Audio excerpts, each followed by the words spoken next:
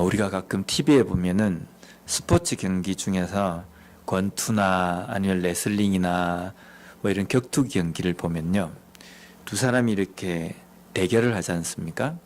대결을 하면 한쪽 상대방에서 상대방을 향해서 약을 막 올리면서 도발을 합니다. 뭐 혀를 내밀기도 하고 아주 우습게 이렇게 생각하면서 막 그럽니다. 나는 네보다 강하기 때문에 나는 너를 반드시 이긴다. 그렇게 해서 실제 이제 경기에 들어갑니다. 근데 그렇게 자신만만해하고 상대방을 놀리고 자기가 이길 것처럼 그렇게 하다가도 얼마 못 가가지고 그냥 다운되거나 지는 경우를 우리가 자주 보지 않습니까? 저는 그렇게 져서 돌아서는 그 사람을 보면서 참 안타까운 마음이 듭니다. 어떤 안타까운 마음이 드냐면, 아이고 저렇게 이제 다운을 당해가지고 엎드려져 있으면 어떻게 일어날 수 있을까? 싸우기 전에는 그렇게 자기가 이기겠다고 까불거렸는데 이제 몇 번 못 치고 그렇게 져버리니까 관중들한테 뭔 낯으로 일어날까? 또 이렇게 쓸쓸하게 퇴장하는 것을 보면은 얼마나 뒤통수가 따가울까 그런 생각이 좀 듭니다. 내가 반드시 이길 것이다 라고 이렇게 생각하면서 기세 등등 했는데 실패를 맛보면요, 이게 뭐 이만저만 부끄러운 게 아닙니다. 우리가 이 땅의 삶을 살아가면서 우리가 자신만만해한다, 자신감을 가지고 한다. 자신감을 가지고 무엇을 하는 것 중요하지만 자신감이 도를 지나쳐 가지고 교만이 되는 경우가 있습니다. 교만이 되어버리면 이 교만한 그 부분에서 내가 어떤 문제 앞에서 실패를 맛보거나 그럴 때에는 여지없이 마음 가운데 낙심이 되거나 낙담이 될 때가 많이 있습니다. 일반적인 세상 살아가는 일에도 그런데 우리의 신앙의 부분에서도 나는 신앙에 자신 있다, 믿음에 자신 있다, 나 정도의 믿음이라면 이게 신앙의 표본이다, 이렇게 생각하고 자신만만해하는 사람들, 신앙인들 중에 때로는 유혹에 넘어가고 때로는 여러 가지 문제들 앞에서 그냥 쓰러져 버리고 주저앉아 버리는 모습을 우리가 종종 볼 수 있습니다.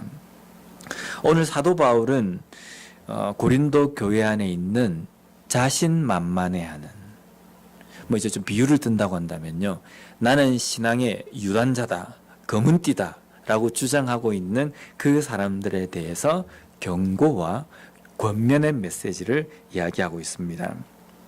우리가 읽은 이 본문 앞쪽에 보면은 10장 1절부터 쭉 이렇게 되어지는 13절까지 나와 있는 내용을 요약을 하면 뭐냐면요, 너희들이 선 줄로 생각하지 말라. 신앙에는 섰다, 나는 이제 완성되었다 라고 표현할 수 있는 경우는 전혀 없다. 그래서 우리는 항상 넘어질까 두려워하면서 두렵고 떨리는 마음으로 신앙생활을 해야 한다라는 것이 10장 1절부터 13절까지 나와 있는 그 내용입니다. 우리는 항상 부족하다, 나는 완성되어 있지 못하다, 완전하지 못하다라고 생각하는 것이 우리의 믿음이 되어야 한다라고 나와 있는 부분입니다. 그러면서 오늘 14절에 나와 있는 이 14절부터의 이 내용들을 고린도 교회 안에 권면하고 그리고 경고하고 있습니다. 특별히 오늘 본문의 14절 말씀을 우리가 보면요, 그런즉 내 사랑하는 자들아 우상 숭배하는 일을 피하라. 우리가 이 말씀을 한 절 말씀인데 가만히 보면요, 그런즉 내 사랑하는 자들아, 이건 이해가 됩니다. 왜냐하면 고린도 교회에 사도 바울이 지금 편지를 쓰고 있기 때문에 내 사랑하는 지체들, 주 안에서 하나 된 그리스도인들, 고린도 교회 성도들에게 지금 이 편지를 쓰기 때문에 내 사랑하는 자들아 라고 이렇게 표현하는 게 맞습니다. 그런데 그 뒤에 내 사랑하는 자들아 무엇을 피하라고 그러냐면요, 우상 숭배하는 일을 피하라 라고 이야기합니다. 고린도 교회 성도들에게 이야기를 하는데, 예수를 믿는다고 앉아있는 사람들에게 이야기하는데 우상 숭배하는 일을 피하라 라고 이렇게 이야기하는 겁니다. 어떻게 우상 숭배하는 자가 그리스도인이 될 수 있습니까? 어떻게 우상을 섬기는 자가 하나님을 섬기는 사람이라고 이야기할 수 있겠습니까? 그런데 지금 사도 바울은 고린도 교회 안에 있는 그리스도인이라고 자처하는 사람들에게 지금 경고하고 권면하는 내용이 우상 숭배하는 일을 피하라라는 겁니다. 왜 이런 일이 일어났냐면요. 당시 고린도 지역에는 우상 숭배가 만연해 있었습니다. 그 만연해 있는 가운데에 예수를 믿은 사람들도 있고 또 다른 유대인들 중에서도 예수를 믿은 사람들도 있고 교회 안에 이제 그런 예수를 믿어가지고 그리스도인이 된 사람들이 있는데 그 중에서 어떤 사람들이 있냐면요. 나는 내 믿음이 확실하기 때문에 나는 확실하게 예수님을 만났기 때문에 나는 그 어떠한 시험과 유혹 앞에서도 넘어지지 않는다. 나는 항상 정도를 걸어간다 라고 자처하는 사람이 있었습니다. 그런 자부심을 가지는 건 좋습니다. 그런데 그런 자부심을 가지고 나는 하나님의 말씀으로 나는 항상 살아가고 나는 어떠한 유혹에서도 나는 견뎌내고 뭐 이런 자부심을 가지고 살아가는 건 괜찮은데 그런 자부심을 가지고 어떤 행동을 했냐면요. 내가 그렇기 때문에 내가 만약에 죄를 짓는 그 상황에 죄를 짓는 그 어떤 현장에 간다 할지라도 나는 절대로 물들지 않는다라는 겁니다. 제가 대학 다닐 때 뭐 이제 우리가 항상 뭐 젊었을 때 그런 고민을 많이 하지 않습니까? 제 그 대학 다닐 때 가장 큰 신앙의 이슈 뭐 쟁점이 되는 이슈가 뭐였냐면 술 담배 문제였습니다. 근데 그 중에서도 보면 대학 다닐 때 술 문제, 술을 마셔야 되느냐 말아야 되느냐 이 갖고 너무 많이 싸웠거든요. 근데 어떤 친구 중에 그런 이야기를 하는 친구가 있었습니다. 나는 술자리 간다 나는. 가서 거기 가서 나는 사이다 콜라 마신다. 나는 거기에 앉아 있어도 절대로 술 안 마실 자신 있다. 라고 이야기하는 친구가 있었습니다. 그런데 그 친구도 곧 얼마 있지 않아서 술 마시는 데에 또 이렇게 재미를 붙여가지고 그쪽으로 넘어가는 걸 봤습니다. 술 마시는 자리에 앉아가지고 하나님 절대로 저는 술을 마시지 않게 해주십시오. 이렇게 생각하면서 막 이렇게 있는 게 과연 이게 옳은 것인가라는 겁니다. 나는 예수를 잘 믿는다. 나는 구원받은 백성이다. 내 신앙은 확실하다. 유혹에 넘어지지 않는다. 그래서 이 고린도 교회 그 그리스도인 중에 어떤 사람이 있었냐면 우상 신전에서 우상을 섬기는 축제에 참가를 하는 겁니다. 참가를 해서 거기에 가면요.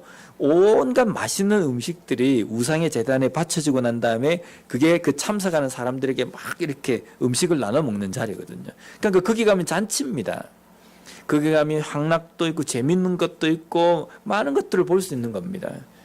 그 재미를 끊지를 못하겠는 겁니다. 그러니까 나는 예수 믿는 사람이기 때문에 내가 우상신전의 축제에 간다 할지라도 나는 우상을 섬기는 게 아니고 나는 그 자리에 그냥 그것을 구경하러 가는 것이다 라고 하면서 그 자리에 참석해가지고 마셔라 부어라 막 고기도 같이 나눠 먹고 술도 마시고 막 하는 겁니다. 하면서 뭐라고 하냐면 나는 우상을 섬기는 게 아니라 나는 예수를 믿는 것이다 라고 이렇게 주장하는 그리스도인이 고린도 교회 안에 있었다는 겁니다. 이것 때문에 고린도 교회 안에 무슨 일이 생겼냐면요. 믿음이 연약한 자들이 그 사람들의 모습을 보면서 시험에 드는 겁니다. 실족하게 되는 겁니다. 어떻게 예수를 믿는다는 사람이 우상을 섬기는 저 자리에 축제의 자리에 우상을 섬기는 그 예식을 하는 자리에 있을 수가 있느냐. 어떻게 예수를 믿는다는 사람이 우상을 섬기는 저 사람들과 함께 자리를 하고 그 사람들과 함께 먹고 마실 수가 있느냐. 어떻게 저래 향락을 즐길 수가 있느냐라는 것 때문에 실족하는 겁니다. 또 한 가지는 뭐냐면 교회 안에 신앙적으로 아직 다져지지 않는 우리가 이야기하는 초신자 그런 분들이 그 사람들의 모습을 보면서 아 그리스도인들도 저렇게 해도 되는 거구나 라고 생각해가지고 그쪽으로 확 기울어 버리는 겁니다. 신앙이 다져지지도 않았는데 그 사람들의 그 모습을 보면서 그대로 쫓아서 함으로 인해 가지고 신앙이 잘 정착이 되어야 되는데 신앙이 정착이 되기 전에 세상적인 것들이 그 속에 들어와 가지고 믿음이 이상하게 변해버린다는 겁니다. 그러한 모습을 가지고 나는 섰다라고 생각하는 선줄로 생각하는 신앙의 교만한 자들을 향해서 지금 사도 바울이 이야기하는 겁니다. 내 사랑하는 자들아 우상 숭배하는 일을 피하라. 여기 보면 피하라라는 이 뜻은 어떤 뜻이냐면요. 피하라는 것은 멀리 떨어지라는 겁니다. 가까이 있지 말고 멀리 떨어져라. 가까이 있으면서 그냥 내가 눈을 감고 있고 내가 귀를 막고 있고 입을 닫고 있으라는 뜻이 아니라 그 가까이도 가지 말고 멀리 떨어져 있으라는 겁니다. 우상 숭배하는 그 자리에 앉아서 나는 절대로 우상 숭배한다 이렇게 이야기하지 말고 우상 숭배하는 자리와 멀리 떨어져 있으라는 겁니다. 왜 그렇습니까?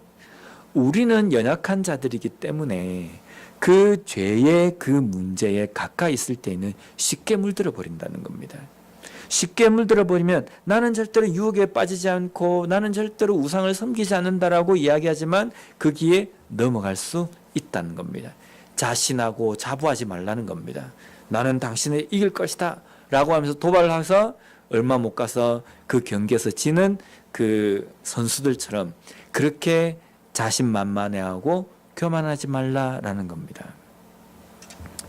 제가 이 말씀을 보면서 한 가지 제 인생에서 일화가 하나 생각이 났습니다.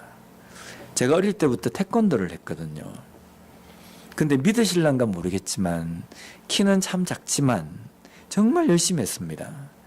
왜냐하면 이 작은데 큰 애들한테 이기려고 하니까 악착같이 이를 악물고 해야 되거든요. 그래서 저희 도장에 이제 막 그 운동을 같이 하는 친구들이 많이 있지 않습니까?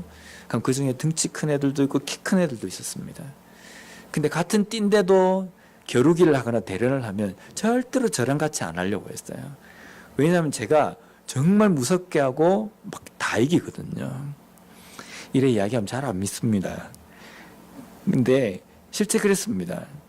그래서 저는 도장에서 운동을 하면서도 나는 운동에 소질이 있구나. 그래서 저는 그때 제 마음속에 어떤 꿈을 갖고 있었냐면 나는 나중에 스턴트맨이 돼야 되겠다. 이런 쪽으로 내가 나가야 돼. 그런 생각까지 했을 정도입니다. 도장 밖으로 나가면요. 나는 누구든지 싸워서 1대1로 싸워서 나는 절대로 지지 않는다라는 자신감이 있었습니다. 믿으실란가 모르겠지만요. 근데 그런 자신감으로 학교를 다녔는데 학교를 다니면서도 많이 싸우지는 않았습니다. 왜냐하면 싸우면 상대방이 죽을 것 같기 때문에. 그래서 절대로 싸우지 않았는데 싸울 때마다 항상 이겼어요. 그것도 저보다 작은 친구랑 싸우는 게 아니고 등치 크고 키 큰 애들만 싸우는 겁니다. 작은 애들이 저에게 뭐라고 그거 하면 절대로 제가 덤벼들지 않습니다. 같이 싸우지 않습니다. 왜냐하면 제가 품어주는 겁니다. 근데 큰 애들이 그러면요 거기에 가가지고 이제 이건 참지 못하는 겁니다.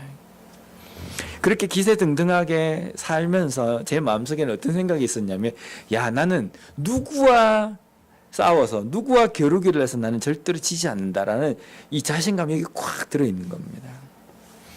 근데 제가 이제 전도사가 되고 난 다음에 맡은 청년부에 그 청년 중에 한 명이 그 격투기 도장을 하는 청년이 있었습니다. 그 청년의 그 도장에 신방을 가는 일이 생겼어요.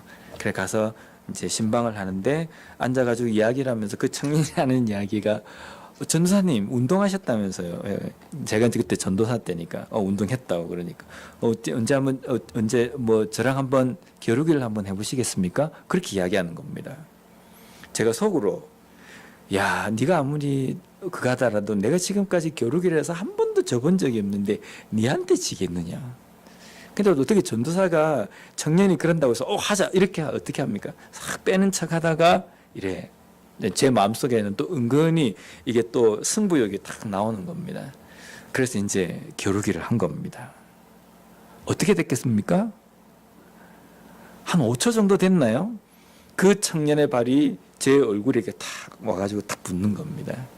그 청년은 설렁설렁 했는데 저는 죽으라고 했는데 한 번도 쳐보지도 못하고 그 청년의 발이 여기 와서 살 갔다 이렇게 되는 겁니다. 이제 끝나고 난 다음에 제 마음속에 얼마나 이게 분이 이렇게 생기는지 한 번도 져본 적도 없고 나는 절대로 지지 않을 것이다 라고 이렇게 생각했는데 이게 맥도 못 추고 그냥 패배를 한 겁니다. 신방이 끝나고 오는 동안에도 계속 속은 불불 끓는 겁니다. 집에 갈 때까지도 계속 그랬습니다. 집에 와서도 제 아내가 기억할는지 모르겠지만 집에 와서도 그 패배감 때문에 소파에 앉아가지고 혼자서 아주 심각했습니다.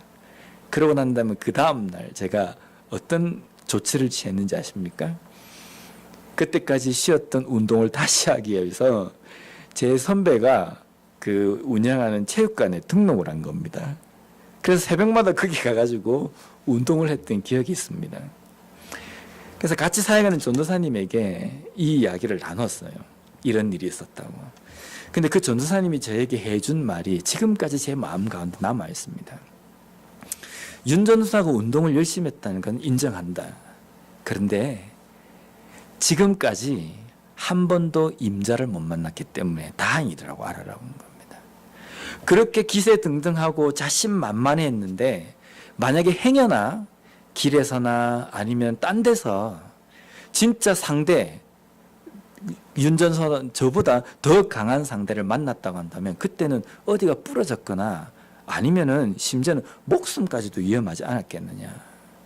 나는 뭔가를 해보지 못한다라고 생각한다고 한다면 아예 그 자리를 피해버릴 건데 자신만만하기 때문에 누구든지 어떤 문제가 생긴다고 하면 겁도 없이 덤벼들 거란 말입니다. 근데 만약 그때 임자를 만났다고 한다면 큰일 났을 거다. 윤 전사가 지금까지 임자를 만나지 못한 것이 하나님의 은혜다라고 이야기하는 겁니다. 그 말이 제 마음 가운데 진짜 비수같이 꽂히는 겁니다. 아, 지금까지 내가 자신만만해 온 것은 나의 착각이었구나. 그 정도로 자신만만했으면 뭐 세계 챔피언이 안 됐겠습니까? 세계 챔피언도 아니면서도 내가 세계 챔피언인 것처럼 생각하고 살아가는 것. 임자를 만났다고 한다면 아마 그게 꺾였을 겁니다. 근데 그 청년을 만나고 난 다음에 제 자신을 보게 된 겁니다. 아, 내가 생각하는 것만큼 대단한 사람은 아니구나 라는 것을 깨달은 겁니다. 우리가 우리의 신앙에 대해서도 자신만만해합니다. 나는 이런 부분에서 내가 강하다. 나는 신앙의 이런 부분에 대해서는 그 누구한테도 내가 뒤처지지 않는다. 자신감을 가지고 신앙생활 하는 것은 좋습니다.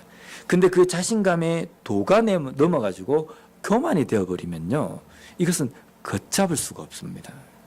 그 교만으로 말미암아 다른 사람을 상처를 주기도 하고 그 교만 때문에 내가 약하다라고 생각하지 않기 때문에 그 교만으로 인하여서 기도하지도 않고 기도하려고 생각하지도 않는다는 겁니다. 사도 바울은 지금 우리에게 그러한 마음을 가지고 있는 우리에게 경고하고 있습니다. 멀리 피하라는 겁니다.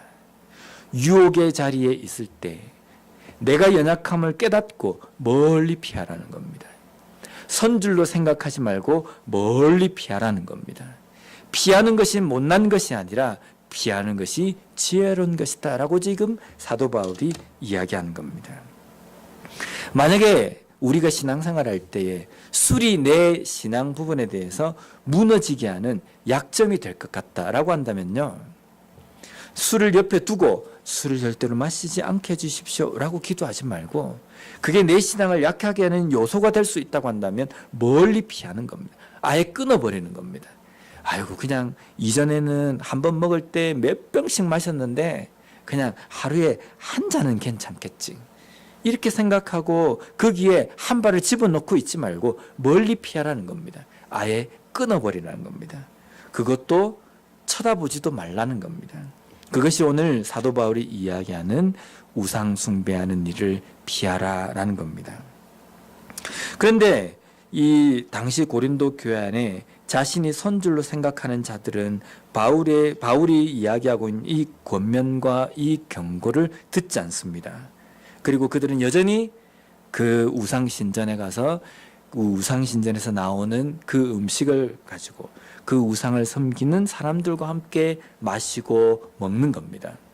그러한 것에 대해서 다시 사도 바울은 우리가 성만찬을 하는 것을 대조를 해서 지금 다시금 경고하고 있습니다. 우리가 지난 주일에도 성찬식을 했는데 우리가 떡과 포도주를 우리가 서로 나누는 것은 어떤 의미가 있습니까? 예수님께서 나를 위해서 찢기신 살을 다시 한번 되새기고 예수님께서 나라의 죄를 위해서 흘리신 그 피를 다시 한번 마음속에 묵상하는 겁니다. 그리고 내가 그 예수 그리스도 죽으심으로 말미암아 다시금 태어났다, 새 생명을 얻었다라는 것을 마음 가운데 다시금 깨닫는 겁니다. 또한 옆에 지체들과는 어떻습니까? 옆에 지체들과는 당신도 나도 예수 그리스도의 죽으심으로 말미암아 새롭게 태어난 새 생명을 얻은 자들이고 새 사람이고, 우리는 예수 그리스도 안에서 한 지체, 한 형제라는 것을 서로 나누는 겁니다. 구약시대 때에 하나님께, 여호와 하나님께 제사를 드리는 그 제물 중에서는 백성들과 모든 사람들이 함께 나누어 먹는 것도 있었습니다. 왜 나누어 먹습니까? 음식이 남았기 때문입니까? 그것이 아니라 하나님께 드려진 그 제물, 하나님께 드리는 그 제사, 그 안에서 우리는 하나님 안에서 한 지체고 한 나라고 한 백성이라는 그것을 서로 나누는 겁니다. 그렇다고 한다면 당신들 선줄로 생각하고 우상신전에 가서 그 축제 자리에 가서 술을 마시며 그들과 함께 먹을 것을 서로 나누어 먹는 자들은 잘 생각해봐라. 그것은 귀신을 섬기는 것이고 귀신의 몸에 참여하는 것이고, 또한 거기에 귀신을 우상을 숭배하는 그 사람들과 함께 우리는 한 형제다, 우리가 한 지체다라고 그렇게 다짐하고 나누는 자리가 아니냐. 어떻게 그 자리에 너희들이 있을 수 있느냐라는 겁니다. 우리가 만약에 이렇게 접근을 한다고 한다면요, 과거에 자주 논쟁이 되었던 제사상의 음식을 먹어도 되느냐 먹으면 안 되느냐, 이 문제를 다시 한번 깊이 해석해야 될 필요가 있습니다. 우상의 신전에 그 제사상에 바쳐진 그 음식을 먹어도 되느냐 먹으면 안 되느냐, 이 차원이 아닙니다. 먹어도 되느냐 먹으면 안 되느냐라는 이 문제가 아니라 왜 그것을 굳이 먹어야 하느냐, 다른 것을 먹을 수 있는데도 왜 그것을 굳이 먹으려고 하느냐, 그걸 우리가 따져봐야 되고, 왜 그것을 먹지 말아야 하느냐, 내 신앙을 지키고 내 신앙이 좀 더 내가 거기에서 넘어지지 않기 위해서 내가 먹지 않는다, 이러면 되는데 왜 먹지 않는 그것 때문에 다른 사람들을 판단하느냐라는 것을 우리가 돌아봐야 된다는 겁니다. 선줄로 생각하는 자들이 행하는 그 행동이 귀신을 섬기는 일에 함께 참여하는 것이고, 또 우상을 섬기는 그 자들과 함께 교제하는 것이다 라고 이야기합니다. 그리고 그런 자들은 하나님의 그 일에, 하나님을 섬기는 그 자리에 참여할 수 없다라고 이야기합니다. 참여할 수 없기 때문에 그들은 하나님을 섬기고 하나님을 예배하는 자리에 올 수 없다라고 이렇게 선포하고 있다는 겁니다. 그런 사람은 절대로 하나님을 기쁘시게 할 수 없다라고 이야기합니다. 우리가 가끔 생각할 때 신앙이라는 것이 참 어렵다는 생각이 듭니다. 이것도 잘 생각해야 되고, 똑같은 일이지만, 죄를 범하는 것 같지 않은 일이지만 그 일들 속에서도 그 속에 담겨있는 의미가 무엇인지를 우리가 분별해서 그것을 살펴봐야 될 부분도 많이 있기 때문에, 신앙이라는 것은 어떤 부분에서는 참 이게 결정하기가 어렵다라고 생각될 때가 많이 있습니다. 그래서 우리는 항상 우리 자신이 나는 가능하다, 자신감이 아니라 항상 나는 부족하고 넘어질 수밖에 없는 연약한 존재라는 것을 우리가 인정할 수밖에 없습니다. 그것을 인정할 때 우리는 못난 그리스도인이 되는 게 아니라요, 그것을 인정하는 그 순간 우리는 무엇을 하게 됩니까? 기도하게 된다는 겁니다. 하나님, 저는요, 제가 오랫동안 신앙생활하고 모태신앙이고 교회 일에 잔뼈가 굵었지만 저는 연약합니다. 그래서 이 일을 맡겨주셨는데 하나님, 이 일도 제가 지금까지 경험이 많긴 하지만 하나님, 제가 이것도 제 욕심대로 하지 않고 하나님의 뜻대로 할 수 있도록 하나님 저를 도와주시고 저 좀 붙들어 주십시오. 기도하면서 가는 사람은 그 길을 바로 걸어갈 수 있다는 겁니다. 근데 선줄로 생각하는 사람은 어떤 사람이냐면요, 어떤 일이 맡겨주고 어떤 문제가 부딪혔을 때에 마음 가운데 어떤 자신감이 생기냐면 이것쯤이야 라고 생각하는 겁니다. 이것쯤이야 라고 생각하는 사람은 절대로 기도하지 않습니다. 왜냐하면 기도하지 않아도 이걸 내가 충분히 잘 할 수 있다고 생각하기 때문입니다. 아, 내가 이거 그까짓 것. 저도 이제 가끔 가다 보면 저는 지금 예담 장로교에 오기 전까지는 설교에 대해서 한 번도 스트레스를 받아본 적이 없습니다. 누가 설교를 부탁을 해도 그냥 바로바로 그냥. 어떤 목사님들은 설교를 준비하기 위해서 몇 날 며칠을 막 고민하고 막 어떤 때는 방을 굴러다니기도 하고 막 머리를 치기도 하고 하신다 하더라고요. 근데 제가 그걸 들으면서 이해가 잘 안 되는 겁니다. 그게 왜 그렇게 스트레스가 될까? 자신만만해 했는데 예담 장로교 오고 난 다음부터는요, 설교할 때마다 부담이 되는 겁니다. 왜 이렇게 머리에 안 떠오를까? 왜 이렇게 가슴에 뭔가 이렇게 안 올까? 이것 때문에요. 어떤 때는 머리를 쪼개고 싶기도 하고, 어떤 때는 가슴을 팍 열어가지고 아주 시원한 얼음물로 한번 씻었으면 좋겠다는 생각도 들 때도 막 있거든요. 근데 설교를 준비할 때 보면, 이 설교쯤이야, 이번 이 설교쯤이야 내가 충분히 할 수 있다. 자신만만해가지고 올라가서 설교를 했는데 완전히 그냥 죽을 쓰고 내려오는 경우도 있거든요. 그럼 부끄러워가지고 고개를 들지를 못합니다. 근데 어떤 때는 올라갈 때부터 자신이 없는 겁니다. 그러면 앞에 여기 이제 설교하기 올라오기 전에 이 앞에 앉아가지고 계속 마음속으로 기도합니다. 하나님, 도무지 원고도 외워지지도 않고 원고 안에 써있는 내용을 내가 정말 은혜 받아서 준비했다고 했는데 뭔 말인지도 하나도 지금 보니까 생각도 안 나고, 아마 저 앞에 서면요 아무것도 생각 안 날 것 같습니다. 어떡하죠? 하나님, 저 좀 붙들어 주십시오. 그렇게 막 노심초사하며 자신 없어서 올라올 때는요, 어떤 때는 설교를 하면서 나 자신이 은혜를 받아버리는 겁니다. 그럴 때가 있습니다. 우리의 신앙도 마찬가지입니다. 선줄로 생각하고 교만하면요 기도하지 않습니다. 기도하지 않으면요 하나님도 나 몰라라 하십니다. 그렇기 때문에 내 힘과 내 의지만을, 내 능력만을 의지하고 나아갔을 때는요 철저하게 실패합니다. 하나님이 살아계시고 하나님이 사랑하는 사람이라고 한다면 그런 교만한 일 가운데 절대로 만족감이나 성취감을 주시지 않는다는 겁니다.